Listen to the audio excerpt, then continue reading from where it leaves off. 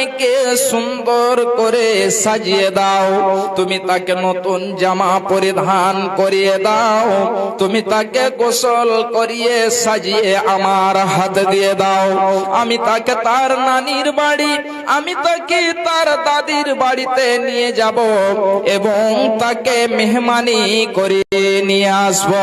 ভালো করে শুনুন, এমনি করে যখন অর্ধঙ্গিনীকে বলতো, বিবিকে বলতো, বিবি সুন্দর করে ওই মেয়েটিকে সাজিয়ে দিয়ে তার স্বামীর হাতে, মেয়ের পিতার হাতে তুলে দিত এবং সেই মেয়ের পিতা তার হাত ধরে এবারে নিয়ে যেতে যেতে গভীর জঙ্গলে যখন চলে যেত, এমন সময়তে গভীর জঙ্গলের মধ্যে একটি গর্ত খনন করে ওই মেয়েটিকে গর্তের ভেতরে ফেলে দেওয়া হতো।